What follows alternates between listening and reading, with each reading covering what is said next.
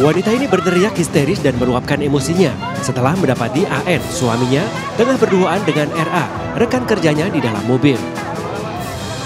Untuk menghindari keduanya kabur, sang istri berinisial KO nekat mengadang laju mobil di Jalan HR Subrantas, Pekanbaru Riau.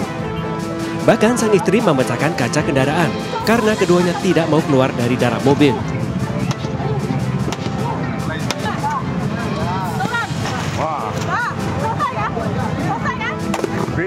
Tabrak keributan ini menarik perhatian warga sekitar hingga skandal perselingkuhan keduanya viral di media sosial. Diketahui AN dan RA diduga pasangan selingkuh ini merupakan oknum pegawai imigrasi Pekanbaru. Menariknya, istri sah AN bekerja sama dengan suami RA untuk melakukan penggerebekan di lokasi tersebut. Terkait kejadian tersebut, pada hari ini kami sudah melaporkan kepada pimpinan pada kesempatan pertama. Kemudian kita juga sudah membentuk tim untuk melakukan pemeriksaan secara internal terhadap kedua pegawai kami, untuk nantinya kami periksa terlebih dahulu terkait kronologi kejadian dan apa tindak lanjut ke depan. Usai kejadian, pihak keluarga sudah melaporkan dugaan perselingkuhan yang dilakukan kedua oknum pegawai imigrasi. Sementara Polresta Pekanbaru sudah menerima laporan KO terkait dugaan penganiayaan di mana korban ditabrak oleh suaminya. Dari Pekanbaru Riau, Indra Yusrizal, iNews melaporkan.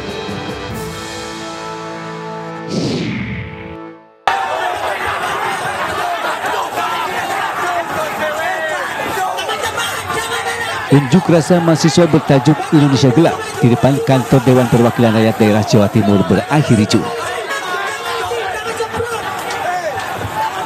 Kericuhan dipicu ketika ratusan mahasiswa hendak maju melewati pagar kawat berduri yang dipasang polisi. Masa aksi kesal karena tak kunjung ditemui oleh Ketua DPRD Jawa Timur yang didesak untuk menyampaikan tuntutan mereka kepada Presiden.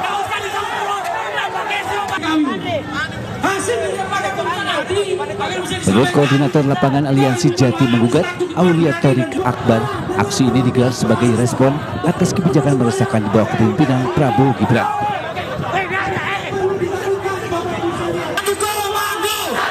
Dalam aksi ini, mahasiswa menggelar orasi sambil membawa berbagai macam poster berisi kritikan terhadap kebijakan pemerintah, terutama terkait kebijakan pemangkasan anggaran kesehatan dan pendidikan yang dinilai menyusahkan rakyat. Karena kami merasa dua poin itu sangat penting dan merupakan kebutuhan primer, apalagi pendidikan sebagai investasi masa depan bangsa Indonesia ini. Tapi ternyata kok malah terdapat efisiensi. Itulah yang men-trigger teman-teman mahasiswa Jawa Timur. Karena kami yakin ketika ada efisiensi anggaran di ranah pendidikan, maka yang terancam adalah biaya kuliah kami. Yang terancam adalah biaya kuliah teman-teman. Sehingga kesempatan untuk kawan-kawan yang meraih atau mau menempuh perguruan tinggi itu justru akan semakin pudar, akan semakin sulit. Selain itu, mahasiswa juga mengecam maraknya duit fungsi TNI di sektor-sektor jabatan sipil yang dianggap mengkhianati sebagai reformasi. Dari Surabaya, Jawa Timur, Sony Hermawan, iNews melaporkan. Untuk mobil komando bisa meninggalkan area pelaksanaan aksi. Terima kasih. Sejumlah mahasiswa yang tergabung dalam aksi unjuk rasa Indonesia Gelap di kawasan Patung Kuda, Jalan Medan Merdeka Barat, Jakarta Pusat, sempat diwarnai kericuhan. Kericuhan dipicu permintaan polisi agar massa mahasiswa mengakhiri unjuk rasa karena waktu sudah menunjukkan pukul 6 sore. Namun permintaan tersebut ditolak oleh massa aksi. Kepulan asap pekat akibat pembakaran ban sempat menyelimuti area depan Patung Kuda. Unjuk rasa yang diikuti oleh mahasiswa dari Badan Eksekutif Mahasiswa Seluruh Indonesia atau BMSI menuntut berbagai isu terkait program dan kebijakan pemerintah yang dianggap meresahkan masyarakat. Di antaranya terkait kebijakan efisiensi atau pemangkasan anggaran serta evaluasi seluruh program makan bergizi gratis yang dianggap kurang tepat dalam realisasinya. Aksi ini mencerminkan ketidakpuasan mahasiswa terhadap kebijakan pemerintah dan menjadi sorotan publik di tengah situasi politik yang dinamis. Sementara itu, dampak unjuk rasa, pihak kepolisian menutup ruas Jalan MH Tamrin, arah Monas dan Medan Merdeka Barat dialihkan ke Jalan Abdul Muiz. Dari Jakarta, Tim Liputan iNews melaporkan.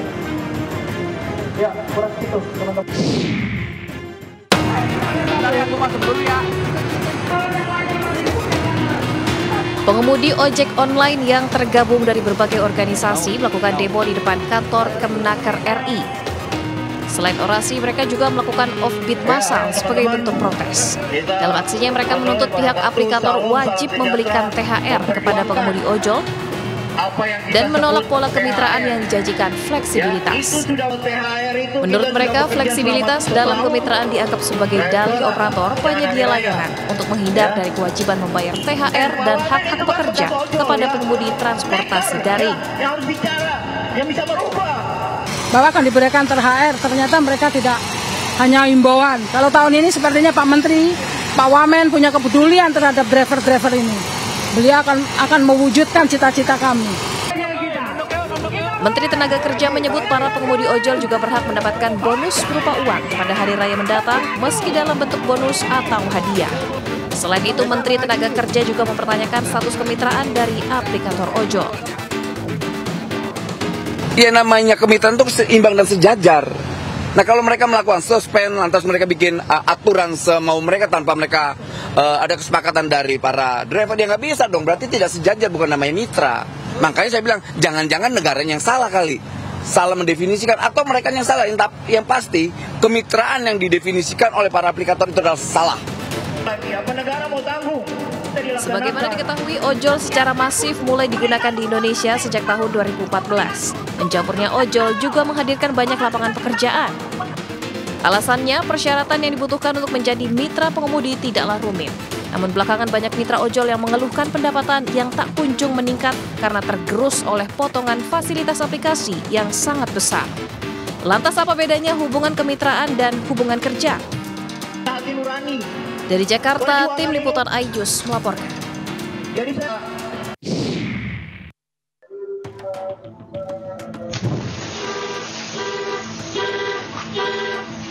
Ledakan dahsyat terjadi di salah satu rumah warga di perumahan Golden Palm, Pegadungan, Kalideres, Jakarta Barat. Insiden ini terjadi pada Minggu siang saat pemilik rumah serta warga sekitar tengah melakukan kegiatan ibadah di luar rumah. Menurut warga, ledakan diduga akibat kebocoran dari selang regulator gas. Beruntung tidak ada korban dalam peristiwa ini. Seorang satpam setempat yang tengah melintas hanya mengalami bising sesaat pada bagian telinga. Ada kebocoran gas yang mungkin dari pagi, mungkin sampai siang. Itu karena ada pergantian kulkas, memang tarik listrik ya mungkin meledak, ya akhirnya kita semua RT, warga, bergotong royong, semuanya bawa apar, bawa ember, air itu membantu percikan api itu sehingga selesai. Kasus ini menjadi perhatian bagi warga, di mana saat mencium bau gas, segera mencabut selang, kemudian bawa keluar tabung. Selain itu, rumah seharusnya terdapat ventilasi udara untuk menghindari gas terkonsentrasi di dalam ruangan. Dari Jakarta, Miftah Fulgani, iNews melaporkan.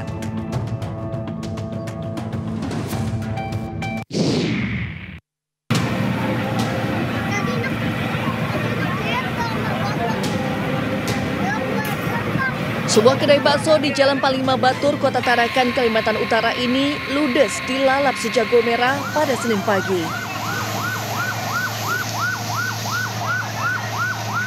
Kobaran api awalnya nampak dari bagian belakang warung bakso dan dengan cepat membesar hingga membuat panik pemiliknya.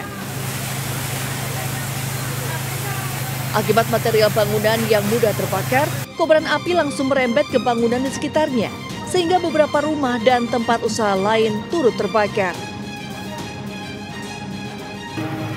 Sedikitnya 8 mobil pemadam dari PMK Kota Tarakan diterjunkan, dibantu armada pemadam dari TNI, Pertamina, dan PDAM berupaya memadamkan api agar tidak terus menjalar. Kobaran api akhirnya dapat dipadamkan 1 jam kemudian. Dugaan sementara, api berasal dari kompor di kedai bakso. Pemilik kedai bakso mengatakan tiba-tiba kepulan asap dan kobaran api sudah besar di bagian atap bangunan kedai. Dirinya pun panik dan langsung keluar meminta pertolongan. Langsung keluar ya, nggak sempat selamatkan barang-barang berharga. Ini aja Pak saya ambil. Sempat ambil ya. Pokoknya api langsung cepet banget Pak, jalan. Sekarang bisa bayar, itu lah kejar-kejar. Tiba aja gitu. Penyebabnya nggak tahu juga Bu apa kira-kira ya. Tiba-tiba aja langsung api besar ya. Yang terdampak berapa Pak? Kita belum pastikan. Belum ya? Kita tidak ada namanya investigasi. Nanti kita investigasi penyebabnya, jumlahnya. Tidak ada korban jiwa dalam peristiwa tersebut, sementara kerugian material ditaksir mencapai ratusan juta rupiah. Dari Tarakan, Kalimantan Utara, Usman Jodang, iNews melaporkan.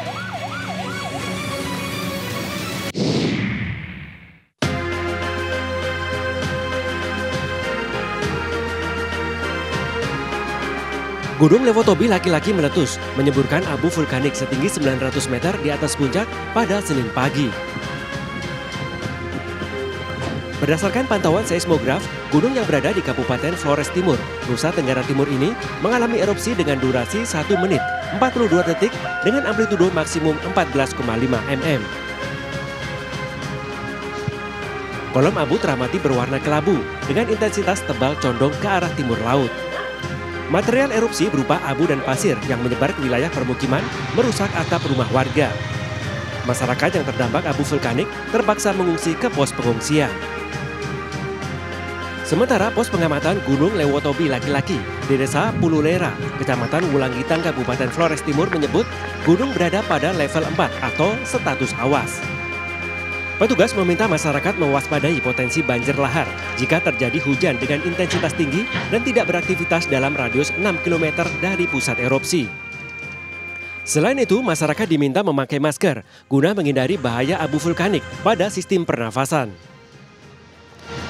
Dari Flores Timur, Nusa Tenggara Timur, Joni Nura, iNews melaporkan.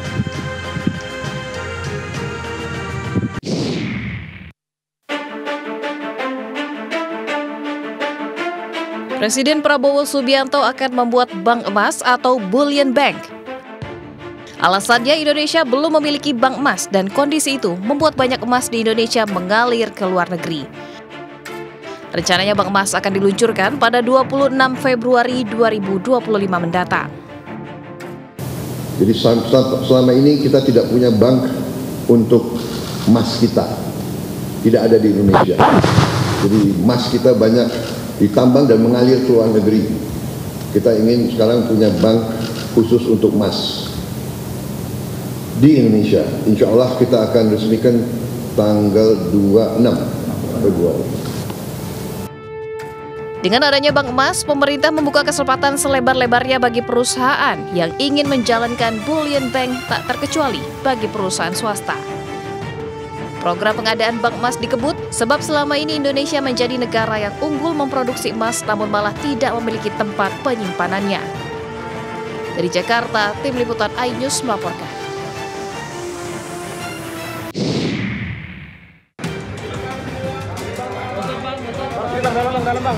Pengacara kondang Hotman Paris Hutapea memenuhi panggilan penyidik Bareskrim Polri untuk diperiksa sebagai saksi terkait laporan Pengadilan Negeri Jakarta Utara terhadap Rasman Arif Nasution menyusul insiden kericuhan yang terjadi dalam persidangan beberapa waktu lalu.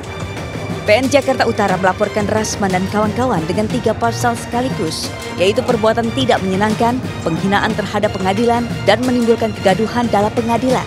Itu terkait dengan ucapan teriakan-teriakan dari Rasman di dalam ruangan pengadilan yang mengatakan ke depan hakim di meja hakim sambil mukul-mukul meja mengatakan kepada hakim koruptor, koruptor, koruptor, dan juga adanya oknum pengacara junior yang mungkin masih jarang bersidang yaitu Firdaus yang naik ke meja di persidangan. Kericuan di ruang sidang PN Jakarta Utara terjadi saat digelar persidangan kasus dugaan pencemaran nama baik terhadap Hotman Paris Hutapea dengan terdakwa Rasman Arif Nasution 6 Februari lalu. Hakim pengadilan saat itu memutuskan sidang digelar secara tertutup namun Rasman tidak terima. Sambil memukul-mukul meja, Rasman mengatakan kepada hakim, koruptor, koruptor, koruptor. Selain itu, rekan pengacaranya Firdaus tiba-tiba naik ke atas meja.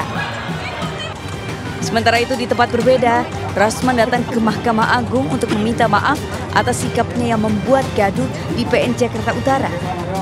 Sudah menyerahkan surat resmi permohonan maaf.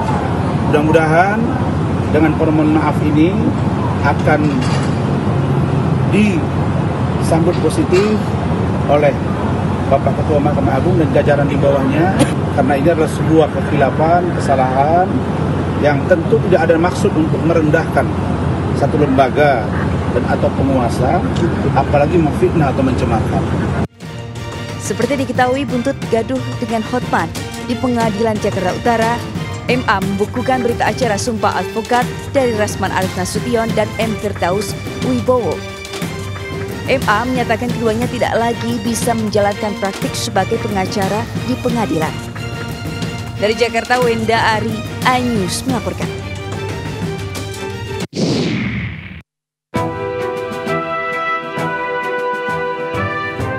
Kementerian Dalam Negeri melakukan cek kesehatan bagi para kepala daerah terpilih. Di hari kedua dijadwalkan 242 kepala daerah mengikuti cek kesehatan di Gedung Kemendagri. Pada hari kedua dijadwalkan bagi para kepala daerah terpilih dari Pulau Kalimantan, Sulawesi, Maluku, Papua, serta Bali dan Nusa Tenggara. Selain itu, para kepala daerah terpilih akan diberikan arahan terkait dengan pelantikan yang akan dilakukan pada 20 Februari mendatang. Sebelumnya kemarin, cek kesehatan kepala daerah hari pertama diikuti 239 kepala daerah terpilih. Beberapa di antaranya adalah Bobi Nasution, Gubernur terpilih Sumatera Utara, Ahmad Lutfi, Gubernur terpilih Jawa Tengah, Gubernur Jawa Barat terpilih Deddy Mulyadi, dan Diki Chandra, Wakil Bupati Tasikmalaya. PIN kan nggak ada yang disiapin, cuma diperiksa kesehatan kita tiap hari. Sebulan sekali saya biasa diperiksa kesehatan paripurna ya. Jadi bukan hal yang baru, apalagi. Pokoknya dalam keadaan sehat, jasmani dan rohani. Para kepala daerah menjalani pengecekan kesehatan seperti tensi, gula darah, asam urat, dan kadar kolesterol. Dari Jakarta, tim liputan iNews melaporkan.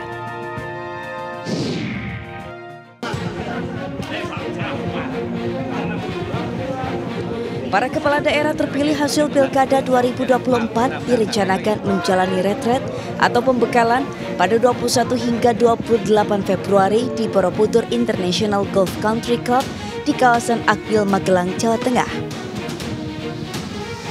Acara retret tersebut diperkirakan akan menelan biaya hingga 11 miliar rupiah.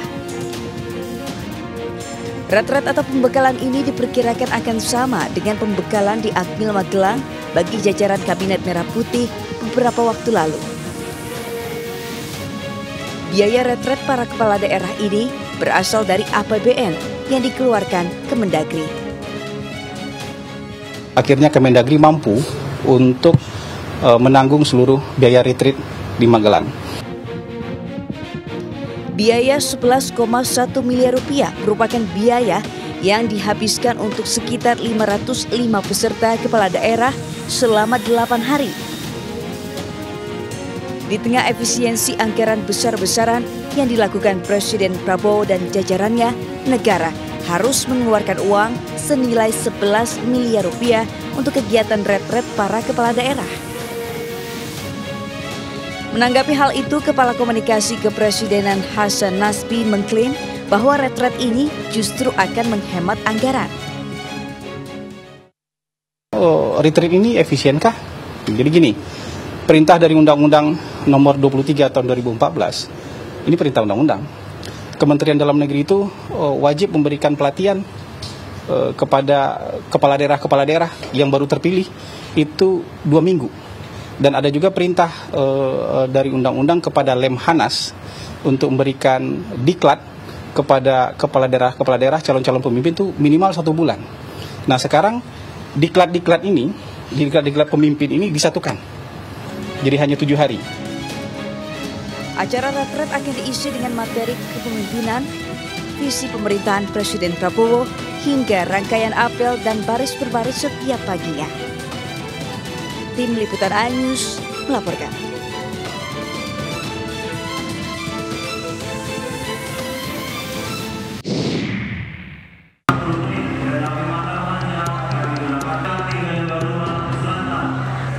Demi memenuhi tingginya animo masyarakat yang ingin merayakan Hari Raya Lebaran di kampung halaman, PT Kereta Api Indonesia menyediakan 2.877.473 tiket kereta mudik Lebaran untuk keberangkatan H-1 hingga H-3 Lebaran tujuan Jakarta, Jawa Tengah, dan Jawa Timur. Tapi seluruh tiket tersebut saat ini sudah habis terjual. Sehingga PT KAI sedang mempersiapkan layanan kereta mudik tambahan demi memberikan lebih banyak opsi perjalanan bagi masyarakat. Kepada para pelanggan kami berharap untuk tetap dapat menunggu informasi dari KAI untuk kereta-kereta tambahan. Untuk memastikan perjalanan yang aman dan nyaman, PT KAI rutin melakukan pemeriksaan menyeluruh sarana perkeretaapian, termasuk pengecekan teknis dan operasional pada lokomotif serta rangkaian kereta. PT KAI juga menghimbau pelanggan yang mengalami kendala pemesanan tiket karena tingginya permintaan untuk menghubungi layanan KAI 121 yang tersedia selama 24 jam. Dari Jakarta, Rani Sanjaya, iNews melaporkan.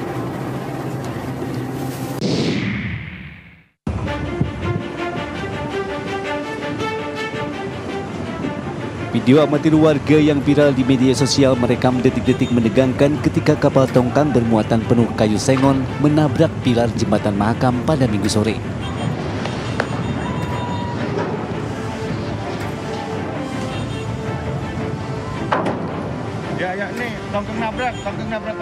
Kapal tongkang bernama Lambung Indo Sukses 28 yang sedang ditarik dengan kapal takbut MTS 28 ini diduga hanyut akibat tak kuat melawan derasnya arus sungai Mahakam saat tengah melakukan proses penggolongan di bawah jembatan. Tongkang tidak dapat dikendalikan hingga akhirnya membentur pilar ketiga dan kedua jembatan Mahakam. Akibat benturan keras, jembatan Mahakam mengalami goncangan hingga membuat panik pengendara yang melintas. Kapal tongkang kemudian tersangkut di antara pilar jembatan sehingga harus dilakukan evakuasi. Aparat kepolisian yang tiba di lokasi kejadian langsung melakukan penyelidikan. Hasilnya didapati adanya keretakan pada bagian struktur pondasi pilar jembatan Mahakam. Membutuhkan waktu 2 jam untuk mengevakuasi kapal tongkang dengan cara ditarik oleh 5 takbut. Sementara dari cek TKP ada bekas tabrakan jembatan dan kapal dari tongkang tersebut miring dan kemungkinan kayunya itu banyak yang sudah berjatuh di sungai, dan sementara mungkin itu aja kami akan memeriksa. Aparat kepolisian kini tengah meminta keterangan para awak kapal dan sejumlah pihak lainnya guna mengetahui penyebab kapal tongkang menabrak jembatan Mahakam. Kasus tongkang menabrak jembatan sudah sering kali terjadi. Akibat insiden yang terus terulang, dikhawatirkan berdampak pada kekuatan struktur jembatan. Dari Samarinda, Kalimantan Timur, Aditya Abdul Aziz, iNews melaporkan.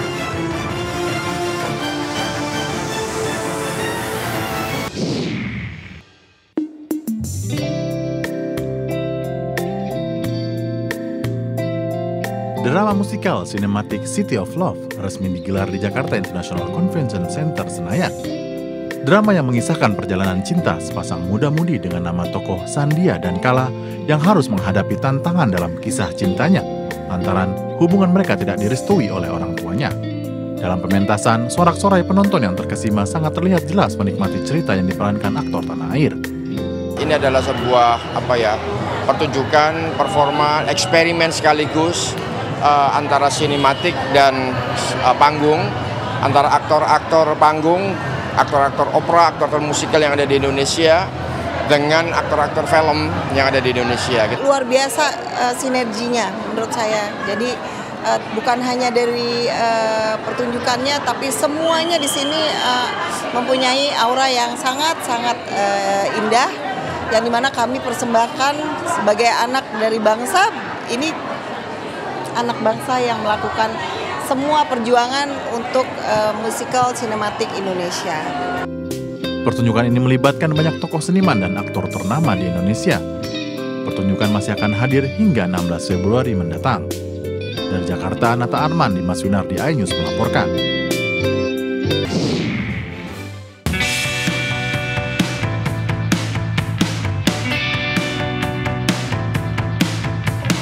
Wahana bermain keluarga Go Play Go Move atau CPCM membuka cabang ketiganya di Mall of Indonesia, Kelapa Gading, Jakarta Utara.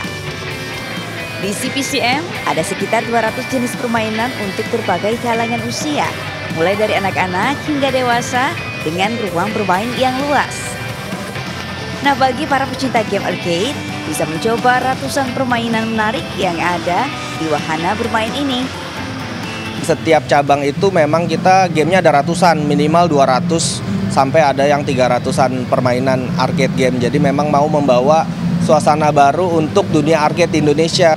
Nah, perbedaannya sama tempat lain itu, kita di sini merchandise-nya lisensi resmi.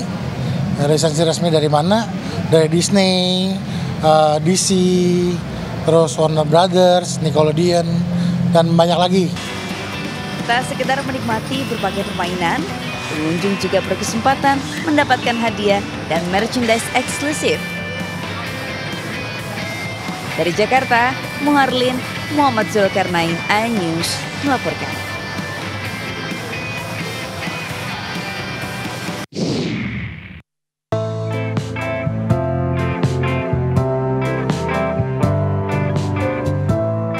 Pengguntingan pita yang dilakukan Ketua Umum PB Popsi Haritanu Sudibyo bersama CEO Pro Billiard Center Kevin Sanjaya menjadi penanda resmi dibuka dan beroperasinya Pro Billiard Center Kebon Sirih secara umum. Pro Billiard Center yang berada di lantai 2 Ayus Tower, Menteng, Jakarta Pusat ini memiliki fasilitas lengkap dan sesuai standar kejuaraan dunia. Pro Billiard Center diharapkan menjadi ruang pemain biliar untuk berlatih, terutama dalam pembinaan, serta mampu melahirkan atlet biliar di kejuaraan nasional dan internasional. Dan nanti atlet-atlet kita harapkan bisa latihan di sini juga dan bisa, ya mereka punya tempat lah untuk latihan dan semoga mereka bisa terus bertumbuh dan biliar di Indonesia semakin maju sih. Saya ingin di setiap daerah itu biliar maju dan PBC berkomitmen untuk mengembangkan sampai ke daerah-daerah dan akan memberikan kontribusi pengembangan biliar di sana. Antara lain sebagian daripada hasil usaha PBC itu nanti akan dipergunakan untuk pembinaan di daerah. Pembukaan PBC juga mendapatkan apresiasi dari Asosiasi Biliar Luar Negeri yang takjub dengan fasilitas yang dimiliki oleh tempat biliar ini. I think the concept is bagus, and then it's very clean dan banyak bagus, dan dia mempamerkan satu image yang healthy. Jadi memang sukan ini kadang-kadang ada di bicara yang this sport is not so healthy, but you can see that no, this is different. Dalam pembukaan Pro Billiard Center ini, sejumlah artis hingga atlet biliar turut menjajal arena PBC yang bertaraf dunia ini. Keberadaan PBC sekaligus menunjukkan betapa olahraga biliar semakin digandrungi masyarakat dari berbagai kalangan. Dari Jakarta, Esra Ambarita Fakih Satrio, Aulia, iNews melaporkan.